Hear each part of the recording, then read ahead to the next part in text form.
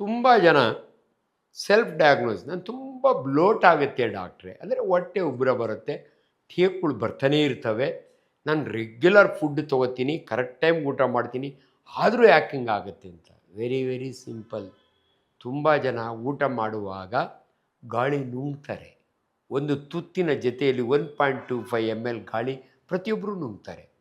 ಆ ನುಂಗಿದ ಗ್ಯಾಸು ನಿಮ್ಮ ಸ್ಟೊಮಕ್ನೊಳಗೆ ಬ್ಲೋಟಿಂಗ್ ಮಾಡುತ್ತೆ. ನೀವು ನೋಡಿರಬೇಕು, ಮಕ್ಕಳಿಗೆ ತಾಯಿ ಹಾಲು ಕುಡಿಸಿದ ಮೇಲೆ ಅಜ್ಜಿ ಹೇಳುತ್ತೆ ಹೆಗಲ ಮೇಲೆ ಹಾಕ್ಕೊಂಡು ದೇಕ್ಸು ಅನಿಸುತ್ತೆ. ಯಾಕಂದರೆ ಮಗು ಕೂಡ ಹಾಲು ಕುಡಿಯುವಾಗ ಗಾಳಿ ನುಂಗುತ್ತೆ. ಆ ಗಾಳಿ ಪುಟಾಣಿ ಹೊಟ್ಟೆ ಒಳಗೆ ಹಾಲು ಅರ್ಧ ಇದ್ದರೆ ಗಾಳಿನೇ ಅರ್ಧ ಇರುತ್ತೆ.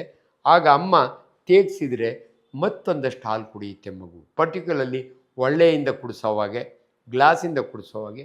ಅದೇ ರೀತಿ ನೀವು ತಿನ್ನುವ ಆಹಾರದಲ್ಲಿ ಗಾಳಿ ನುಂಗ್ತೀರಿ. ಅದರೊಳಗೆ ಆ್ಯಂಗ್ಸಿಟಿ ಜಾಸ್ತಿ ಇದ್ದರೆ, ಟೆನ್ಷನ್ ಜಾಸ್ತಿ ಇದ್ದರೆ, ನೀವು ಗಬ ಅಂತ ತಿಂದರೆ, ಡ್ರೈವ್ ಮಾಡೋ ತಿನ್ಕೊಂಡು ಹೋದರೆ, ಟಿ ವಿ ನೋಡ್ಕೊಂಡು ತಿಂದರೆ, ಮೊಬೈಲ್ ನೋಡ್ಕೊಂಡು ತಿಂದರೆ, ಇವೆಲ್ಲವೂ ಕೂಡ ನಿಮ್ಮ ಬ್ಲೋಟಿಂಗ್ಗೆ ಕಾರಣ. ಬಟ್ ಕೆಲವು ಇದರೊಳಗೆ ದ್ವಿದಳ ಧಾನ್ಯಗಳಲ್ಲಿ ಗ್ಯಾಸ್ ಪ್ರೊಡಕ್ಷನ್ ಜಾಸ್ತಿ, ಬಟ್ ಅದು ಕರುಳಿನಲ್ಲಾಗತ್ತೆ, ಸ್ಟಮಕ್ನಾಗ ಆಗಲ್ಲ. ಅದರಿಂದ ಗಾಡಿ ಕೆಳಗಡೆ ಪಾಸ್ ಆಗೋದು ಬೇರೆ, ಅದನ್ನು ಫ್ಲೇಟಸ್ ಅಂತೀವಿ ನಾವು. ಅದು ಗುದದ್ವಾರದಿಂದ ಎಲ್ಲರೂ ಕೂಡ ಒಂದು ದಿನಕ್ಕೆ 15 ಟೈಮು ಗ್ಯಾಸ್ ಪಾಸ್ ಮಾಡೋದನ್ನು ನಾವು ಇಟ್ಸ್ ಎ ಸೋಷಿಯಲ್ ಪ್ರಾಬ್ಲಮ್ ಅಂತೀವಿ, not A medical problem. But ನಿಮ್ಮ ಹೊಟ್ಟೆ ಉಬ್ಬರ ಕಡಿಮೆ ಆಗಬೇಕು ಅಂದರೆ ಸಮಯಕ್ಕೆ ಸರಿಯಾಗಿ ಕರೆಕ್ಟಾಗಿ ಊಟ ಮಾಡಿ, ನೀರು ಕುಡಿಯಿರಿ, ಸೊಪ್ಪು ತರಕಾರಿಗಳನ್ನು ಜಾಸ್ತಿ ತಿನ್ನಿ, ನಾನ್ ವೆಜಿಟೇರಿಯನ್ ಅಂತ ಫುಡ್ಡನ್ನು ಲಿಮಿಟೆಡಾಗಿ ತಿನ್ನಿ. ಸೊ ಇದನ್ನು ನೀವು ಫಾಲೋ ಮಾಡಿದರೆ ಅಲ್ಲಿಗೂ ನಿಮಗೆ ಫ್ಲೋಟ್ ಆಗುತ್ತೆ. ಅಂದರೆ ಒಂದೊಂದು ಸಾರಿ ನಾವು ಎಂಡೋಸ್ಕೋಪಿ ಮಾಡಿ ನೋಡ್ತೀವಿ, ನಿಮ್ಗೇನಾದರೂ ಇಂಟರ್ನಲ್ ಹರ್ನಿಯಾ, ಅಯಾಟಸ್ ಹರ್ನಿಯಾ ಅಂತೀವಿ ನಾವು. ಸೊ ಎಷ್ಟೋ ಜನಕ್ಕೆ ನಿಮ್ಮ ಅರ್ಧ ಸ್ಟಮಕ್ಕು ಎದೆ ಒಳಗೆ ಬಂದು ಕೂತಿರುತ್ತೆ, ಅದನ್ನೇ ನಾವು ಹರ್ನಿಯಾ ಅನ್ನೋದು, ಇಂಟರ್ನಲ್ ಹರ್ನಿಯಾ.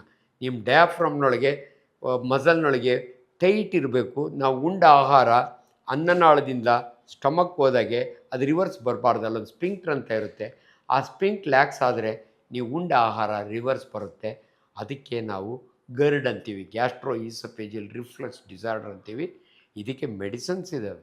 ನಾವು ಎಲ್ಲೋ ಒಂದು ಕಾಂಬಿನೇಷನ್ ಡೋಂಪೆರಿಡಾನ್, ಓಮೆಪ್ರೊಝೋಲ್, ಪ್ಯಾಂಟೊಪ್ರೊಝೋಲ್ ಇಂಥವ್ರ ಜೊತೆಗೆ ಡೋಂಪೆರಿಡಾನ್ ಇದ್ದರೆ ಯೂಶಲಿ ಈ ಬ್ಲೋಟಿಂಗ್ನ ಕಡಿಮೆ ಮಾಡ್ಬೋದು. ಬಟ್ ಇವ್ಯಾವೂ ಕೂಡ ಪರ್ಮನೆಂಟ್ ಸೊಲ್ಯೂಷನ್ ಇಲ್ಲ. ನಿಮಗೆ ಗ್ಯಾಸ್ಟ್ರಿಕ್ ಟ್ರಬಲ್ಗೂ ಅಷ್ಟೇ ತುಂಬ ಜನ ಅಂತಾರೆ, ಎಷ್ಟು ದಿನದಿಂದ 5 ವರ್ಷದಿಂದ ಮಾತ್ರೆ ನುಂಗ್ತಾನೇ ಇದ್ದೀನಿ ಡಾಕ್ಟ್ರೆ. ಇವೆಲ್ಲ ಲೈಫ್ ಲಾಂಗ್ ಡಿಸೆಬಿಲಿಟೀಸ್ ಒಂಥರ ನಿಮ್ಮ ಜೊತೆಯಲ್ಲಿ ಇರ್ತವೆ.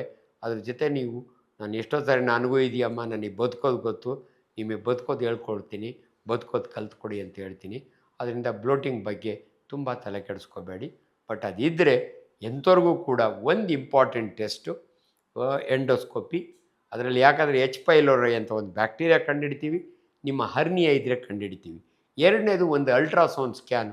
ಯಾಕಂದರೆ ಮಲ್ಟಿಪಲ್ ಗಾಲ್ ಸ್ಟೋನ್ಸ್ ಇದ್ದರೆ, ನಿಮ್ಮ ಪಿತ್ತಕೋಶದಲ್ಲಿ ಗಾಲ್ ಸ್ಟೋನ್ಸ್ ಅಥವಾ ಕೋಲೆಸಿಸ್ಟೈಟಿಸ್ ಅಂತೀವಿ, ಅದು ಕೂಡ ನಾನ್ ಡಿಸ್ಪೆಪ್ಸಿಯಾ, ಅದು ಡಿಸ್ಪೆಪ್ಸಿಯಾ ಅಂತೀವಿ ನಾವು. ಸೊ ಅದರಿಂದ ದಯವಿಟ್ಟು ಇವೆರಡು ಟೆಸ್ಟನ್ನು ಪದೇ ಈ ರೀತಿ ಆಗೋರು ಮಾಡಿಸ್ಕೊಳ್ಳಿ. ಅದಕ್ಕೆ ಸೂಕ್ತವಾದ ಚಿಕಿತ್ಸೆ ಆಮೇಲೆ ನಾವು ಅಡ್ವೈಸ್ ಮಾಡ್ತೀವಿ. Thank you.